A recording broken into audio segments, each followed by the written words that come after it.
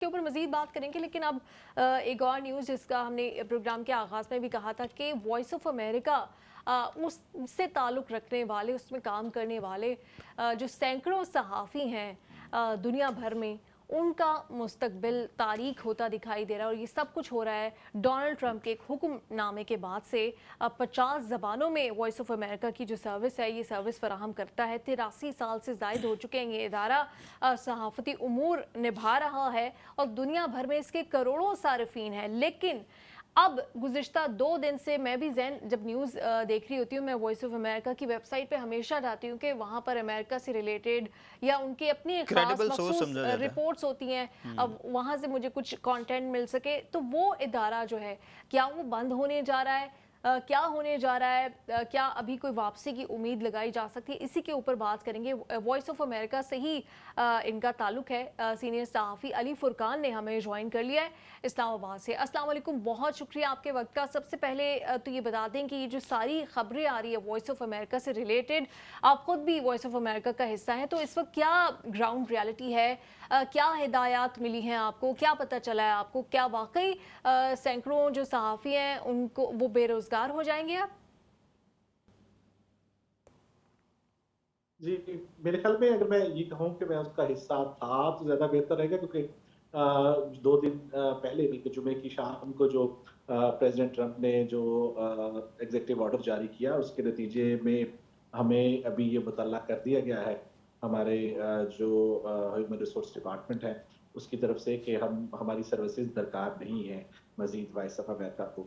और यही सूरत-ए-हाल ना सिर्फ़ यहाँ पे बल्कि पूरी दुनिया में जो वॉइस ऑफ अमेरिका के लिए काम करने वाले लोग हैं, उन सबकी है, ना सिर्फ उन लोगों की बल्कि जो हमारे वॉइस ऑफ अमेरिका का जो हेड ऑफिस है वाशिंगटन में, वहाँ जो काम करने वाले लोग थे, जो कि मुख्तलिफ ज़बानों में अपनी सर्विसेज फराहम कर रहे थे। 50 से ज़्यादा ज़बानों में आपने खुद जिक्र किया कि वॉइस ऑफ अमेरिका की सर्विसेज जो है वो चल रही थी। तो उन तमाम लोगों को भी जो है वो ये कह दिया गया है कि उनकी खिदमात जो है वो अब दरकार नहीं रही है। तो इस लिहाज से आप ये कह सकते हैं कि जो वॉइस ऑफ अमेरिका जिसको आप जानते हैं, जिसके लिए हम काम किया करते थे, जो आप पढ़ते थे या हम जो लोग सुनते थे, वो वॉइस ऑफ अमेरिका जो है वो अब उस शक्ल में मौजूद नहीं है।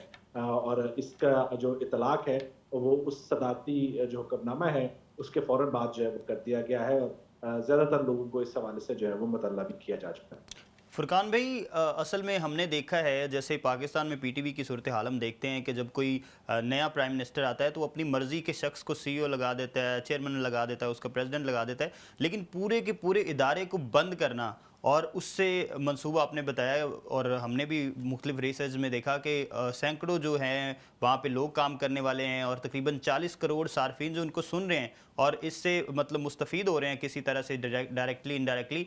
तो आप क्या समझते हैं कि ये कैसी रवायत है कि पूरे के पूरे चैनल को बंद कर देना? अगर ट्रंप को कुछ जो है वो इख्तलाफात थे इनसे, तो वो सीईओ को चेंज कर सकते थे, वो चैनल की पॉलिसी को थोड़ा बदल सकते थे। पूरे चैनल को बंद करना, ये कैसे देख रहे हैं आप? देखिए, डोनाल्ड ट्रंप जो है वो उनके मतलब ये मशहूर है कि वो गैर रवायती किस्म के जो है वो सियासतदान हैं और वो सियासतदान के हवाले से भी उनके बहुत सारी उनकी पहलू है उनकी तर्ज सियासत पे, उनकी प्रेसिडेंसी के अमूर के ऊपर। तो ये भी इसी किस्म का जो है वो एक उनका अमल है और ये पहला अमल नहीं है उनकी तरफ से। इससे पहले उन्होंने कई इदारे, जिसमें खास तौर पे अगर आप देखें यूएस एड का इदारा, उसको बंद किया गया। उन्होंने डिपार्टमेंट ऑफ एजुकेशन जो कि वजारत तालीम है वहाँ की, उसको बंद कर दिया। इस तरीके से और बहुत सारे छोटे बड़े इदारे जो हैं वो उन्होंने बंद किए हैं। तो वो बुनियादी तौर पे ये एक पॉपुलर स्लोगन है जो कि उन्होंने लगाया था कि जो वहाँ के अमेरिकी टैक्स पेयर्स का जो पैसा है वो इस किस्म के जो अमेरिका के एक सॉफ्ट पावर का दुनिया के ऊपर या एक जो इस वक्त ग्लोबल ऑर्डर है उसको लेके चलने के हवाले से जो अमेरिका के प्रोग्राम्स थे, जो चीज़ें हैं, चाहे वो नेटो है, चाहे वो ह्यूमन राइट्स के हवाले से उनकी इदारे हैं, चाहे वो मीडिया को हवाले से जिस तरह के वॉइस ऑफ अमेरिका एक बड़ा दूसरी जब जंग अज़ीम के मौके पे ये फैसला किया गया था कि नाज़ी प्रोपेगेंडे को काउंटर करने के लिए कि एक भरपूर किस्म का जो है वो मीडिया होना चाहिए जो कि हक़ाइक़ को लेके चल सके। तो उसी के बाद ये बीबीसी और वॉइस ऑफ अमेरिका जो है वो वजूद में आए। तो उनका खात्मा जो है वो उनका इस वजह से भी उनके एक चूँकि उनका एक इलेक्शन का स्लोगन था, तो ये एक पॉपुलर चीज़ जो है वहाँ पे देखी जा रही है और उसको लेके वो आगे बढ़ रहे हैं। लेकिन ये जो वहाँ पे मुबस्सिरीन हैं, जो तज्ज़ियाकार हैं, जो पॉलिसी मेकर्स हैं, इवन उनके जो कांग्रेसमैन हैं, वो भी अब समझते हैं कि ये चीज़ें जो है रिज़ल्ट नहीं देंगी और ये शायद ये दूर पा नहीं होंगी। तो इसकी तरफ इससे लेकिन इसका नुकसान जो है वो बहुत कुछ हो चुका होगा जब लेकिन तक आपको इस नहीं इन लगता कि चीज़ों को जो वापसी की तरफ जो मुस्तकिल सोचा जाए? मुलाजमीन हैं वो तो शायद आने वाले दिनों में अगर कुछ चीज़ें कुछ नरमी होती है वो तो बहाल, लेकिन जो कॉन्ट्रैक्टर्स हैं जो कि बेहतरीन काम कर रहे हैं, दुनिया भर से बेहतरीन रिपोर्ट्स हम देखते हैं कि यहाँ पर काम करने वाले जो कि मुस्तकिल मुलाजमीन नहीं है वो बनाते, वो क्या करेंगे? क्या इदारा अपने तौर पर कोई कानूनी चाराजोई का हक रखता है? जैसे हमने देखा कि बहुत सारे डोनाल्ड ट्रंप की जानिब से इस तरह के सख्त गीर फैसले किए गए, लेकिन अदालतों में वहाँ पर स्टे लिया गया उन फैसलों के खिलाफ। तो क्या वॉइस ऑफ अमेरिका ऐसा करने की अहलियत रखता है? कोई इस पे स्टे ले सकता है? कोई अपने मुलाजमीन के मुस्तकबिल के लिए कोई ऐसा फैसला कर सकता है?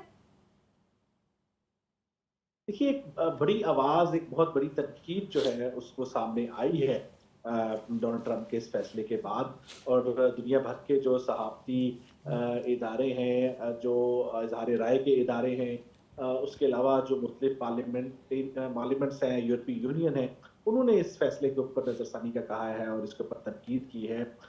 जो अमेरिकी कांग्रेस के अंदर इसके ऊपर जो है वो कई कांग्रेसमैन के, सेनेटर्स के जो है वो इसके ऊपर काफ़ी शदीद किस्म के बयानात सामने हैं। तो एक बहस यकीनन जो है उसका आगाज़ हुआ है, एक तनकीद जो है उसके ऊपर हो रही है। लेकिन बहैसियत वॉइस ऑफ अमेरिका एक इदारा, ये एक पार्लियामेंट की, वहाँ की जो अमेरिकी पार्लियामेंट है, जो कांग्रेस है, उसकी लेजिस्लेशन के नतीजे में जो है ये वजूद में आया था और इसको उनकी कांग्रेस की जो है एक तरह से कानूनी हैसियत हासिल थी और इसकी जो फंडिंग है वो अमेरिकी सरकार नहीं, कोई अमेरिका का कोई इदारा महकमा नहीं, बल्कि अमेरिका की जो कांग्रेस है, जो वहाँ की पार्लियामेंट है, वो इसकी ग्रांट जो है वो मंजूर करती थी, वहां से इसको जो है वो फंडिंग आती थी। वहीं से जो है वो ये अपना जो है वो चीज़ें लेके चलते थे, और इसका एक इंडिपेंडेंट बोर्ड था। और अगर आपको याद हो कि गुज़श्ता अपने दौर में प्रेसिडेंट ट्रंप ने अपना हेड जो है वो वॉइस ऑफ अमेरिका की जो ऊपर ग्लोबल मीडिया एजेंसी है यूएस की, उसका हेड जो है वो उन्होंने लगाने में कामयाब हो गए थे, लेकिन इस अमल में भी उनको तकरीबन 3 साल से ज़ायद का अरसा लगा था। और उस वक़्त भी वो चाहते थे कि इन चीज़ों को जो है वो किसी तरीके से कंट्रोल कर सके, लेकिन चूँकि उन्हें उस वक़्त ज़्यादा वक़्त नहीं मिला और वो आखिरी 6 माह थे उनके पास, तो वो जितनी चीज़ें कर सके उनको उन्होंने की, लेकिन वो उसको मुकम्मल तौर पे बंद नहीं कर सके। अच्छा, अब तो उन्होंने एग्ज़ीक्यूटिव ऑर्डर का इस्तेमाल किया है। इसके लिए कोई पार्लियामेंट से उन्होंने मंजूरी नहीं ली, उनकी जो है ना कांग्रेस से मंजूरी ली है। तो ये एक सवालात, इसके कानूनी सवालात मौजूद हैं। अदालतों के अंदर मामला जिस तरीके से पहले बहुत सारे मामला जो हैं वो अदालत में हैं प्रेसिडेंट ट्रंप की, ये मामला भी यकीनन जो है वो जा सकता है, जाएगा, लेकिन अदालतें वहाँ पे किस हद तक जो है वो इस के ऊपर रेजिस्ट कर सकती है, चूँकि वहाँ पे इस वक़्त जो मूड है जो प्रेसिडेंट ट्रंप का, व्हाइट हाउस का, उनके जो पॉलिसी साज़ लोग हैं रिपब्लिकन पार्टी के जो इस वक़्त हैं, वो कोई ज़्यादा अदालतों को अहमियत नहीं दे रहे हैं। अरे भाई, मूड की आपने बात की, वो तो पूरे के पूरे अमेरिका, बल्कि पूरी की पूरी जो अभी वर्ल्ड ऑर्डर है उसको ही ट्रंप साहब यही चाह रहे हैं कि वो उनके मूड के मुताबिक चले। लेकिन आप क्या समझते हैं कि जो ये वर्ल्ड ऑर्डर है इसमें आप एक तरफ तो ट्रंप साहब ये कह रहे हैं कि ये प्रोपेगेंडा जो है वो इनके अगेंस्ट होता था वॉइस ऑफ अमेरिका पे, या वो उसकी मुखालफत करते थे, तो इस वजह से ये इसको बंद कर रहे हैं। तो दूसरी तरफ जो पूरे का पूरा ट्विटर है उसके जो मालिक हैं वो जो है वो प्रो ट्रंप भी तो एक बयानिया जो है वो उसको लेके आ रहे हैं। तो आप क्या समझते हैं कि जो पूरी दुनिया है, आपने देखा कि एक सॉफ्ट इमेज के लिए मुख्तलिफ जो तरीकाकार यूज़ होते हैं, तो अमेरिका क्या करेगा? वॉइस ऑफ अमेरिका अगर इतना बड़ा इदारा बंद करता है तो क्या वो समझते हैं कि ट्विटर के ज़रिए ये वाली जो स्पेस है ये पूरी हो सकती है? देखिए, उनको ये लगता है, और इसमें कोई शक नहीं है कि अपने इंतखाबी अमल के दौरान जो रवायती मीडिया था उसकी तरफ से उनको काफ़ी तनकीद का सामना रहा, और वो इस रवायती मीडिया के कभी भी हामी नहीं रहे हैं। इससे पहले भी वो वॉइस ऑफ अमेरिका को वॉइस ऑफ ईरान कहते रहे हैं, वॉइस ऑफ चाइना कहते रहे हैं। तो ये प्रेसिडेंट ट्रंप का माजी में भी जो है वो इस किस्म का जो है वो रहा है सिलसिला। वो बुनियादी तौर पे जो है वो इज़हार राय और जो ज़राए हैं उनको को ज़्यादा अहमियत नहीं देते। आप इसी से मिसाल ले लीजिए कि वॉइस ऑफ अमेरिका के कुछ कवायद, कुछ असूल थे, जिसमें से एक जो गिला उनको है वो ये कि हमास को दहशतगर्द तंजीम क्यों नहीं कहा जाता। और वॉइस ऑफ अमेरिका का ये असूल है कि वो कहते हैं कि हम किसी मुल्क की तरफ से किसी तंजीम को कलअदम करने पे या बैन करने पे या दहशतगर्द करार देने पे उसे दहशतगर्द नहीं कहेंगे जब तक कि अक़वाम मुत्तहिदा उसको जो है वो दहशतगर्द करार ना दे। हमास जो है वो अक़वाम मुत्तहिदा की दहशतगर्दों की लिस्ट में शामिल नहीं है और वॉइस ऑफ अमेरिका ने इसके ऊपर रेजिस्ट किया। वॉइस ऑफ अमेरिका के बोर्ड ने इसके ऊपर रेजिस्ट किया कि हम हमास को दहशतगर्द तंजीम नहीं डिक्लेयर करेंगे। इस तरह की चीज़ें हैं जो कि गैर मंतकी उनकी तरफ से डिमांड्स हैं एक मीडिया हाउस से, जो कि उनकी पूरी नहीं की जा सकती। वो सिर्फ वॉइस ऑफ अमेरिका के साथ नहीं है, और वो एसोसिएटेड प्रेस के भी खिलाफ है, वो एएफपी के भी खिलाफ है, वो राइटर्स के भी खिलाफ है, वो हर बड़े इदारे के खिलाफ है। वो आप देखिए कि वहाँ के जो अमेरिका के जो ज़राए ब्लॉग है वो CNN के मुतालिक भी यही बात करते हैं। बिल्कुल आप सही कह रहे हैं कि हर वो आवाज़ जो कि कॉन्फ्लिक्टिंग है, हर वो आवाज़ जो वो नैरेटिव बनाने की कोशिश करते हैं, उसके ख़िलाफ़ आवाज़ उठाती है, वो उसी के ख़िलाफ़ है। बहुत सारी दुआएं हैं वॉइस ऑफ अमेरिका के इस वक्त जितने भी एम्प्लॉयज़ हैं उन सब के लिए। बहुत शुक्रिया, आपने वक्त दिया और इस वक्त बताया कि इस वक्त असल सिचुएशन यही है, जो कि रिपोर्ट भी हो रही है कि बहुत सफ़र करना पड़ रहा है वॉइस ऑफ अमेरिका के तमाम एम्प्लॉयज़ को, सहाफ़ियों को, जिन्होंने कई सालों से बहुत बेहतरीन काम किया है, सहाफ़त का अलम जो बुलंद किए रखा और बहुत बेहतरीन काम करते रहे। आज उनको इसी वजह से सज़ा दी जा रही है और उस मुल्क में जो कि एक बार फिर से एडवोकेट बनता है फ्रीडम ऑफ एक्सप्रेशन का। बहुत शुक्रिया आपने ज्वाइन किया।